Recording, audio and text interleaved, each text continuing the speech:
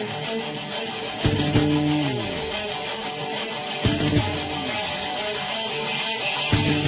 right, y'all. It's Anti-War Radio, Chaos 92.7 FM in Austin, streaming live on the internet, chaosradioaustin.org and antiwar.com/radio. Our guest today is David Bromwich.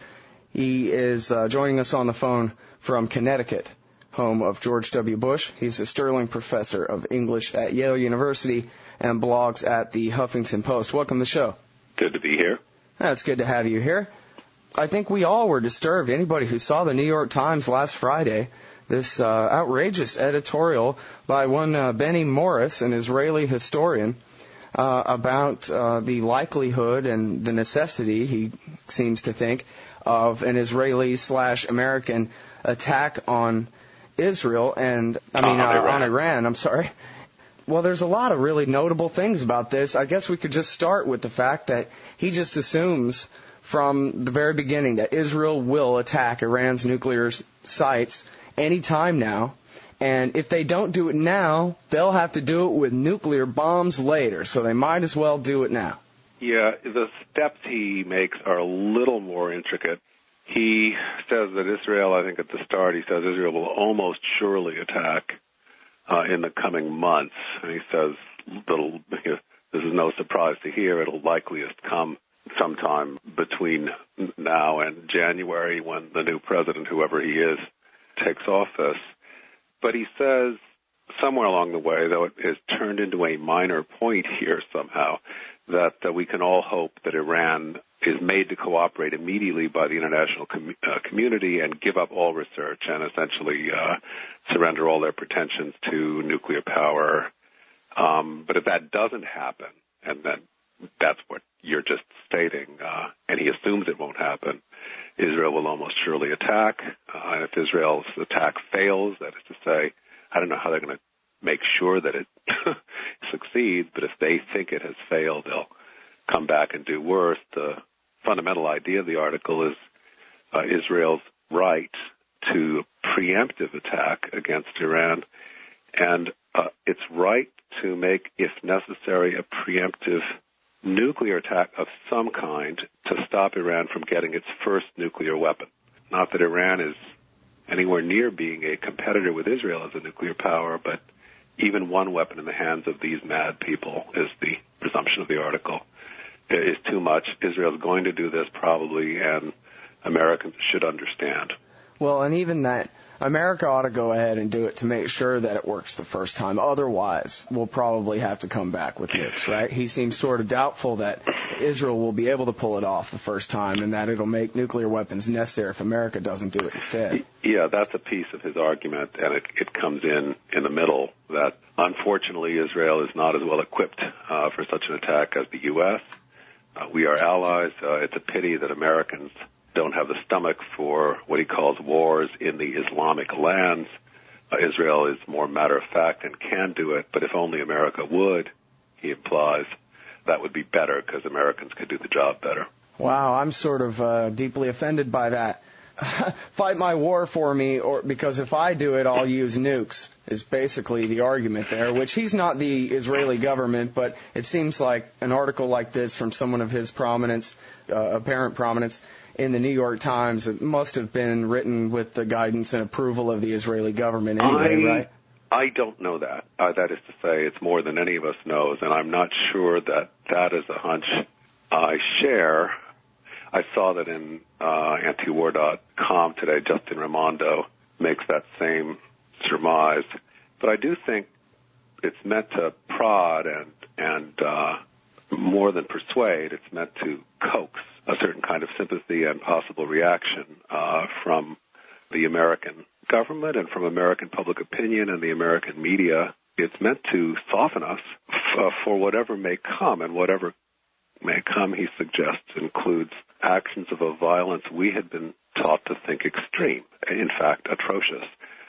What's underneath this? He's using Cold War tropes and situations to appeal to American readers. We, from the Cuban Missile Crisis, maybe, have a sort of vague memory of being up against a power that's supposed to threaten us so immediately that it would be worth putting almost everything on the line to stop it. He's asking Americans to enter into the situation of Israel and think that it's that extreme. This idea of preemptive war, or preventive war, as we should call it, though that distinction is pretty sophistical. It only hangs on differences of time. I mean, preemptive war means if you have reason to believe your enemy is just about to attack you, and that is on some theories of just war. Well, yeah, I think that's an important distinction between, the British are massing troops on the Canadian border and they're ready to come into New York or whatever, right, versus, we're going to bomb this country because we don't like them and we're pretty sure that they don't like us, and so therefore they might attack us if we don't kill them first. Right. I mean, if you accept the distinction, then what he's done in the article is, jack up the illegal action of preventive war to the point where it seems like it's preemptive. It seems like it's a response to an emergency.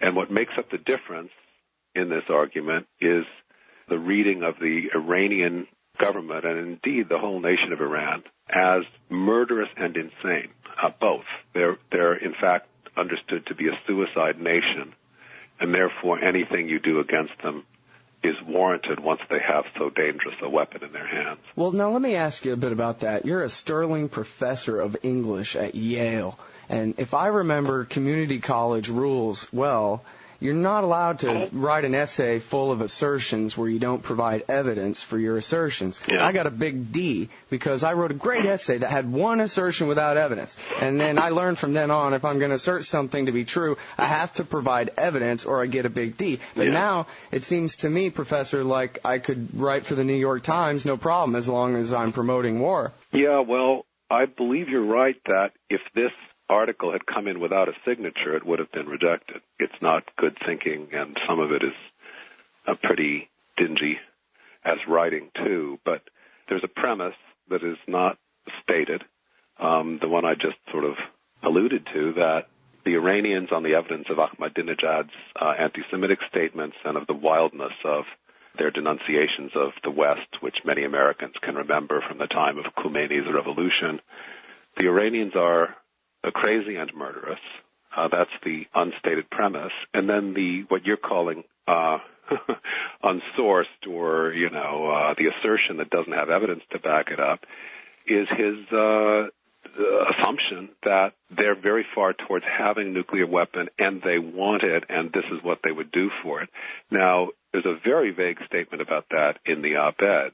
Benny Morris says, all the intelligence agencies in the world, I believe that's the phrase, or something very like it, all the intelligence agencies agree that Iran is moving toward a nuclear bomb. Well, I can think of two exceptions, but they're important exceptions. One is the National Intelligence Estimate of the United States, which we heard about at the end of 2007, which said that Iran was many years from being able to make their first nuclear weapon, and their nuclear weaponizing programs had been, so far as the intelligence directorate of the whole U.S. services could see, had been abandoned.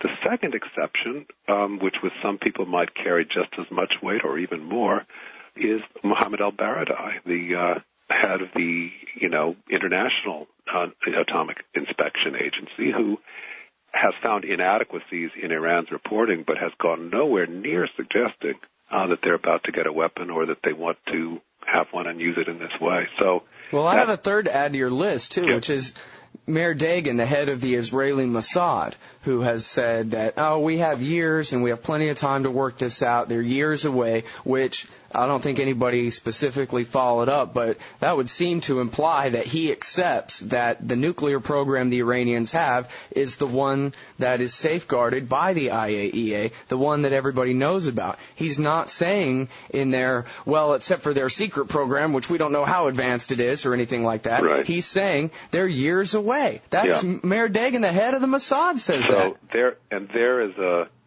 another bit of evidence to confuse us more about the idea that somehow Benny Morris speaks for the Israeli government. This head of the Mossad is closer to the Israeli government than Benny Morris, and he doesn't quite want to go in the same direction. So we may be looking at cross currents and kind of twistiness and argument going on within Israel that is quite comparable to what we see in America, because we know that the Cheney and Elliott Abrams wing of the Bush administration wants to attack Iran or see that Israel attacks it very much, but that it has looked as if Condoleezza Rice and Robert Gates and others were pushing the other way. So for all I know, there's something very similar going on in Israel. Well, you know, Glenn Greenwald pointed out something on his blog. I forget which poll it was, but he had a screenshot, little picture, JPEG, of some poll results that said that a majority of Americans, I guess, who answered other than I don't know, falsely or mistakenly believe that what the NIE said was that the Iranians are making nuclear weapons right now. Oh, that's an impressive mistake. It's like the numbers of Americans who believed that Iraq was behind the bombings of September 11th after eventually most of the news media came through and were square about it and said that Iraq, and even Bush, though not Cheney, said that Iraq had nothing to do with it. And yet, you know, one found somewhere like 2006, still 50% of Americans thought Iraq was behind it. It's just amazing because, you know, November really wasn't that long ago, and there was a whole giant media course. I mean, this lasted in the news cycle for a few weeks that, all right, well, we got this NIE, so you can't have a war now, and this was everywhere. It was even on TV. Yeah, I agree. The forgetting or shrouding or wadding off or suppression of that fact that the legitimate American government statement about the state of Iran's nuclear research and preparations had gone the other way from this judgment we're now told that George Bush and many others in his administration have assured the Israelis that they agree with. Now, the Israelis I have in mind now are not the head of the Mossad, whom you just cited, but Ehud Olmert and Ehud Barak. I think Barak, perhaps the more belligerent of the two, the the originally Labor defense minister, who had been taken to be not a hawk, but who now looks far more eager to go against Iran than Olmert is, perhaps. Well, who is this guy, Benny Morris? It seems strange to me that the New York Times would print this, and I guess I'm shocked but not surprised, something like that. This is a pretty, you know, hey, if you don't do this war, then we're going to probably end up having to nuke them all to death and turn Iran into an atomic wasteland, he says. I mean, he says nuclear wasteland. That's right. Those are shocking words. I mean, this is the New York Times. This is the newspaper of record. This is, you know, every government leader, establishment, bureaucracy, intelligence agency in the world read this Friday. You know, this is important that this is in here. This isn't just an essay written for little green footballs or something. Yeah. And that would take a whole separate excursion by both of us to talk about Benny Morris and what he represents and his changes of view between the late 1980s and the present. But I mean, he's a labor Zionist, left wing originally, and grew up on a kibbutz, went to Cambridge, was for a time a reporter for the Jerusalem Post. So his earliest career was in journalism, but he's a archivist and, you know, really turned around the self-consciousness of Israelis about their own history in this book on the birth of the Palestinian refugee problem in 1988. So at that time, people took Benny Morris to be what they called a revisionist historian, one of the new historians, and he was pointing out that the expulsion of Palestinians in the War of 1948, not of all of them, but of many, had not happened simply because the Arab governments told them to leave and they left, or because they were panicked about the war. Some of this had been coerced and supervised and commandeered by Israeli armed forces, and there had been, in the process of it, massacres, poisonings of wells, and so on. Now, these are the darker side of almost any war, but it was Benny Morris, among others, who brought it out concerning Israel's founding. He was born in 1948. So there's a very curious, I suspect, identification with the country in complex ways. Well, and it sounds like recently maybe he was mugged by reality. Oh, no. that horrible neoconservative line, yeah. You might say so. I mean, as I read it, and I'm not a close scholar of his development or indeed of the history of Israel, But I think Benny Morris was a supporter of the Oslo Accords and somebody who hoped that the Palestinians would get a separate nation, that there could be peace between Palestine and Israel. And as I see it, as it's come out in 2 or 3 interviews of his that I've read from the last few years, he seems to have been shattered by the experience of the Second Intifada, where the suicide bombings began and life in cities in Israel and on the roads and so on started to seem dangerous. Not as it was dangerous in Baghdad for many, many months, but something that we Americans really have no way to enter into from our own experience. So he turned around then and I think began to feel that the expulsion, though grim, may have been justified, necessary, that there was no alternative. He said in an interview in 2004, that I cite other parts of the interview in that Huffington Post thing that I put online the other day, but he said also in that interview that maybe Ben-Gurion should have finished the job. And by finished the job of expulsion, he meant, the transfer of population of the Palestinians should have gone all the way so that Israel would have had a state of all Jews rather than a state whose central identity was Jewish, but which has other citizens as well. This Times piece is very extreme. It's more extreme than I think anything he would have said in Israel. Huh. Well, as far as the finishing the job thing there, he was talking about not just kicking everybody out of the West Bank, but kicking all the Arabs out of Israel proper. Yeah, I think that's right. It's a phrase. He thinks in phrases as forgive me because I write journalism too, but as many journalists too often do, he uses phrases as a substitute for thought. But yeah, I think it was the idea of an all-Jewish state. But the more interesting question which you bring up is, what is the New York Times doing publishing this? And I think that's part of a larger pattern of trying to move the center, or what counts as legitimacy within American opinion, very far from where it has been. I won't say far to the right exactly, because left and right have become such peculiar and hard to scrutinize terms now, but let us say farther towards war, farther towards a presumption in favor of war than it has been in the past in America. Though I have great skepticism about the Times and its editorial policy, I would never have predicted they could have done this. Yeah, I mean, I guess with the whole shocked but not surprised thing, it does seem like a little much, but then again, these are the guys who unapologetically lied us into war in Iraq and just let Michael Gordon and Judith Miller write whatever they felt like on the front page. And well, yeah, they did not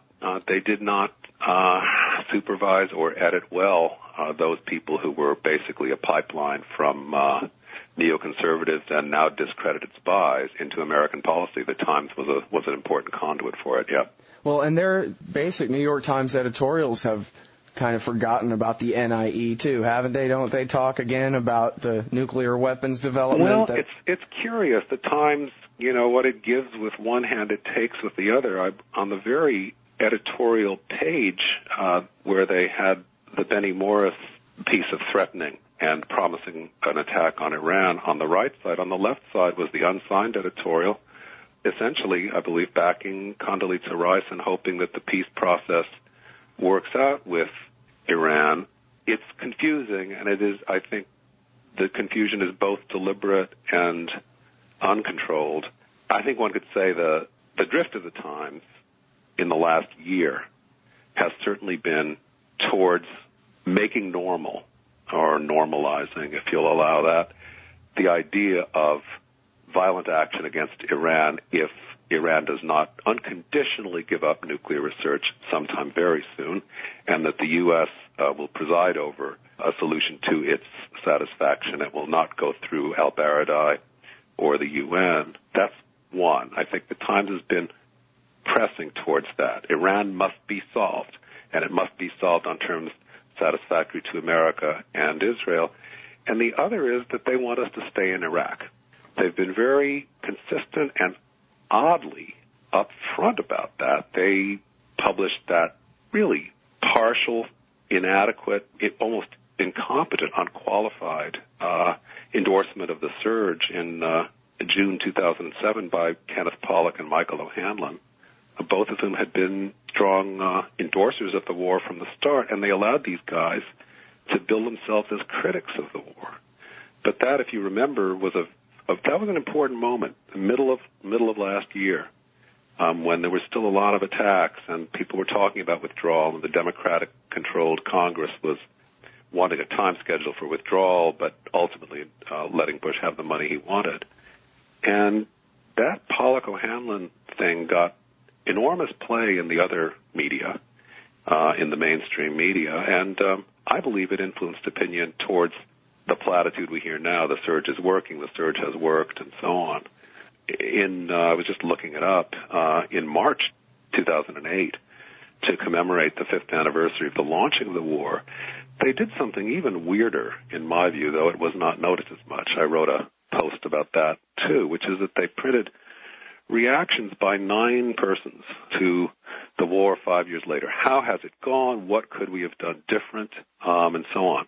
2 or 3 of these were, openly advertising neoconservatives. One of them is the architect of the surge, Frederick Kagan. One of them, Danielle Pletka, is the officer of the American Enterprise Institute who had hired Kagan to draft the document for the surge. Out of 9 persons that the Times chose for this symposium, the only one who was not pro-war now was Anthony Cordesman of the Center for Strategic and International Studies. But Cordesman had never been anti-war. He's just been what you might call skeptical and realistic, and he gradually turned against the war. That's 1 out of 9. That's shameful. It makes me think, it seems like a billionaire would just create a new newspaper to challenge them, hire enough reporters to challenge them as the newspaper of record, and we would all just say phooey and be done with the New York Times after such blatant dishonesty. Let's find the billionaire. Yeah, well, there's got to be one somewhere. I don't know. Well, when you talk about their point of view on Iran, that something's got to be done about that, I mean, that completely bleeds through in all their articles. I mean, yes, I think that's right. As wrong as Broad and Sanger often get it when they write about the nuclear programs and stuff, still, I'm supposed to believe that Broad and Sanger have no ability to talk with any of the other reporters at the New York Times and let them know that, hey, by the way, y'all, in case you don't understand, there's such a thing as a safeguards agreement, and the IAEA is there, so it's kind of ridiculous to talk about Natanz and what might be going on there without mentioning that, they would have to kick out the inspectors in order to begin producing weapons-grade stuff. The fact that that's not included in every article, to me, is an outright lie. Right. Yeah, no, I think that the drift towards an American consensus, a consensus of so-called legitimate American opinion that something must be done about Iran soon, and the U.S. and Israel will take care of it.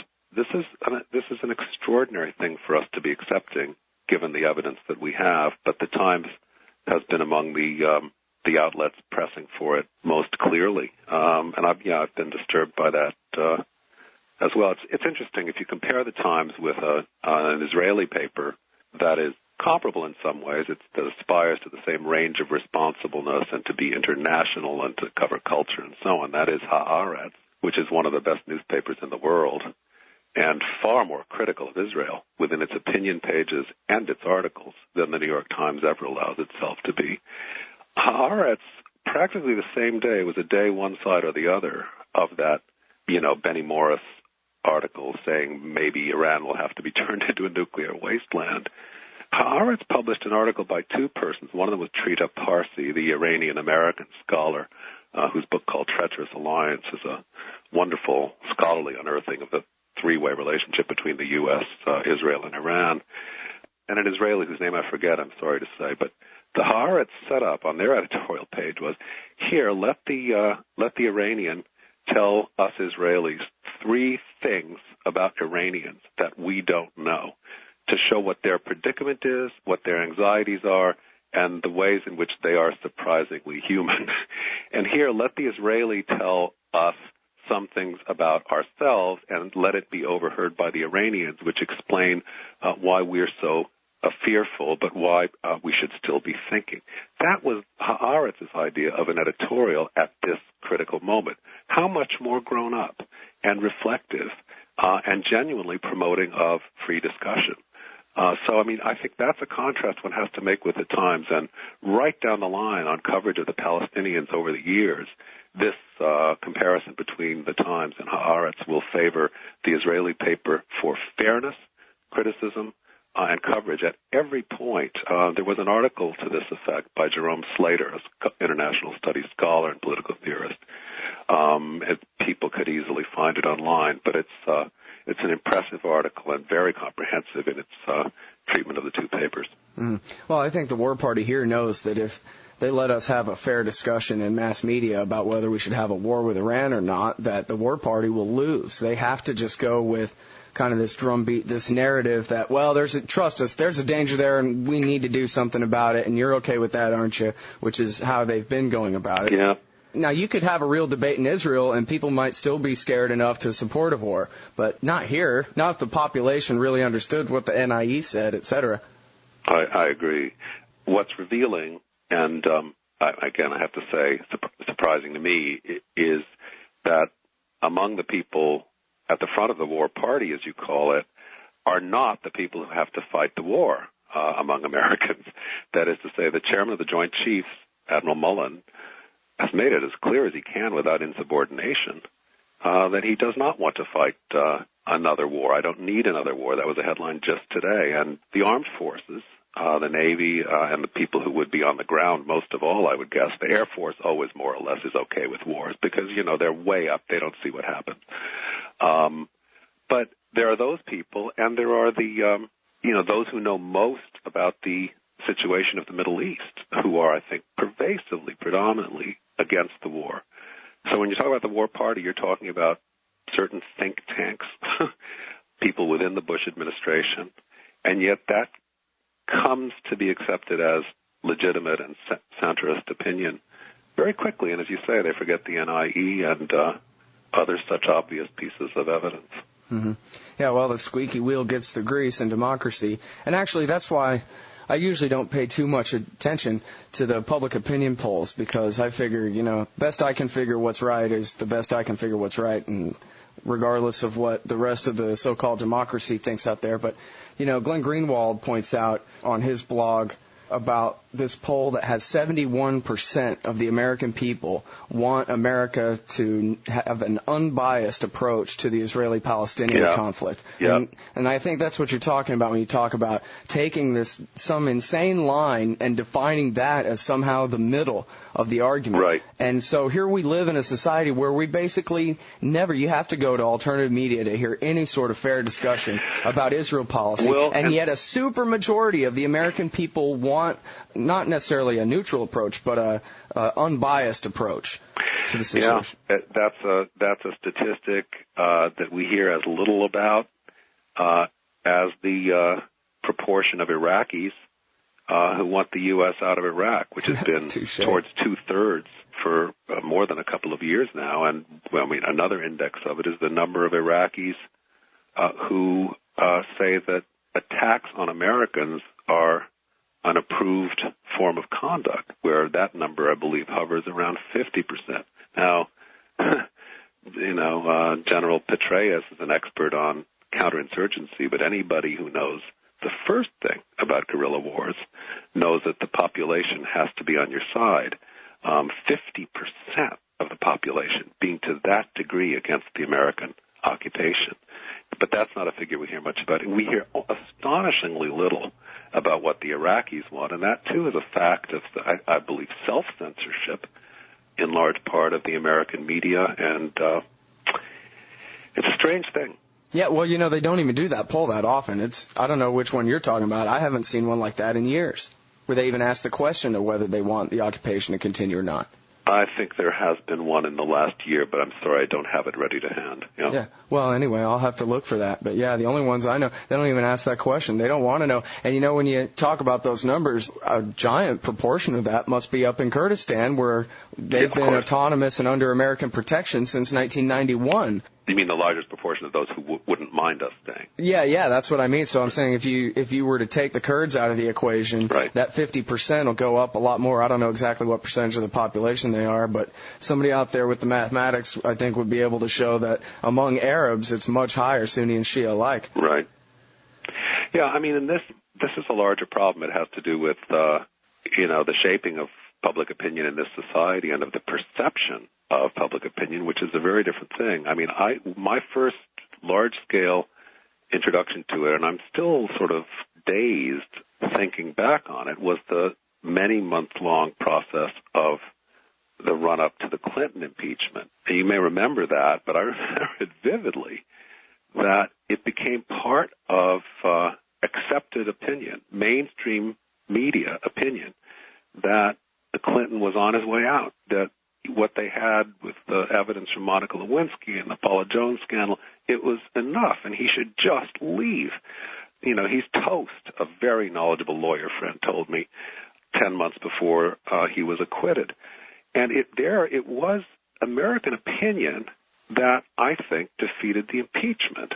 Well, I don't know. I would say that it was clear. Wasn't it clear by this time, 1998, July, middle of the summer in 1998, that they were never going to have 63 votes in the Senate, and that if he only stays in there, he'll be in there? Yeah, well, at a certain point, the vote counting started, but my memory, and I'm sorry to be so impressionistic that I would disapprove of myself if it were someone else, but my memory is that Democrats were waffling on this, as they always do. They were being craven and uncertain. Joe Lieberman gave his deeply moving speech saying that it was a crisis of conscience and Bill Clinton had offended the morals of all Americans, and he, Lieberman, could not support Clinton. And so it went, and one heard this on the talk shows, and then came the opinion polls, month after month, 60%, 70%, where a majority of Americans are saying they don't approve of what he did, but they don't want him impeached. I think that's what gave stamina to the majority who voted against impeachment in the long run. But my only comparison is on this point. Impeachment is an extreme act possible under the Constitution that goes with the powers of inspection and the correction of the abuses for maladministration. It was extreme, and yet it was made ordinary. It became part of our daily talk for months. And that was over the head of the disapproval of most Americans. And it's been the same with this war since at least late 2005, that disenchantment with the war is general. And yet acceptance now of the idea that we're going to stay in Iraq, and nobody ever says the word super bases. The last political character who made a point of it was Bill Richardson in the primaries. He said, if I'm elected, the super bases will go. But you don't hear a word about that from Obama or from any other Democrat. No, indeed. Ron Paul has talked about it. He talked about the embassy the size of Vatican City there in the green zone. Yes, he's been very, very candid about that. What's funny is, I wanted Bill Clinton impeached for anything. I didn't care what they came up with. I mean, I didn't want it to be a bogus charge, but I figured if they picked any of the thousands of felonies that he had committed as president and impeached him for that would be good enough for me. And I wish that everybody felt that impeachment was normal and that we impeached and removed every president from office. I think impeachment, I agree with you this far. Let's not go back into the Clinton business. But I agree with you this much, that impeachment is underused. It's meant to be a much more regular, by which I mean frequent, proceeding than we have made it. But the effect of the Clinton impeachment has been to inoculate Bush against the danger of impeachment. Yes, I'm afraid that that's true. Yep. Well, one thing is, if everybody who had opposed the Clinton impeachment had favored it, then George Bush would have never been the president. Although Lieberman would have been the vice president, and that probably wouldn't have been very good either. So, no Al Gore fan got here. An editorial right there. That's right. All right. Well, listen, I really appreciate your time and insight on the show today, David. Well, thank you, and it's been good talking to you. Everybody, that's David Bromwich. He's the Sterling Professor of English at Yale University, and he writes a lot of great blogs at the HuffingtonPost.com.